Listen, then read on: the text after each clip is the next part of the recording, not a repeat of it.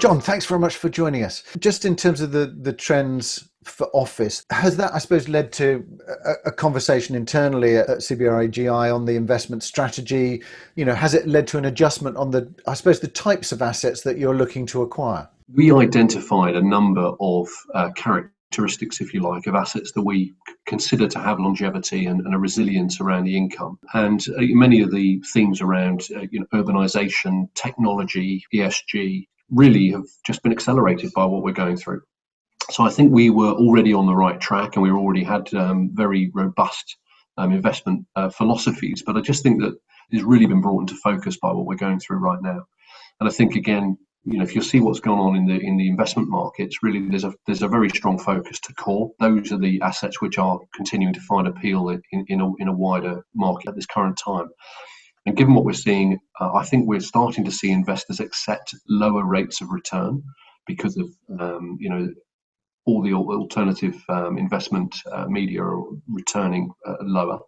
And I think what that's supporting values, but it is really focusing people on the very best stock. And I think that will continue. And we're already seeing a polarization between the best and the rest.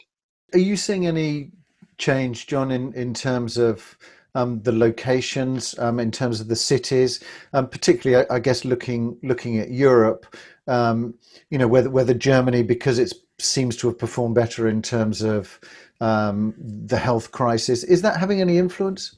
Well, certainly. I mean, the polycentric nature of Germany's cities, I think, has benefited it. I think if you see some countries have clearly been impacted less, or seems to have handled it well. So the Nordics, Germany, Netherlands, compared with some, the UK has been very hard hit.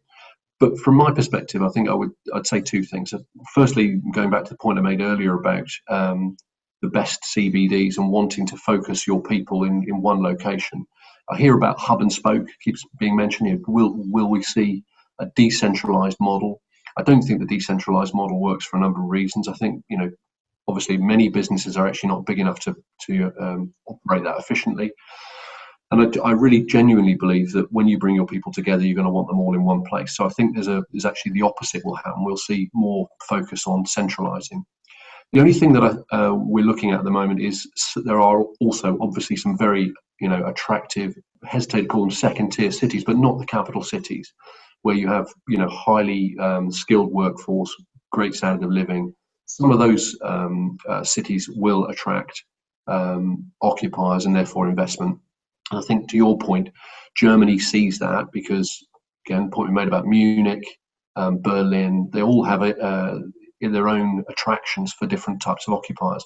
And I think we'll see some of the cities like Lyon, Edinburgh, Bristol, some of these other cities will become attractive in their own right. But I still think it's very important that they have to have a critical mass and then be a city where all those amenities that we talked about with occupiers are present.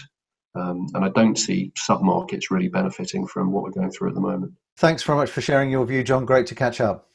Pleasure. Nice to speak to you. Thanks, Richard.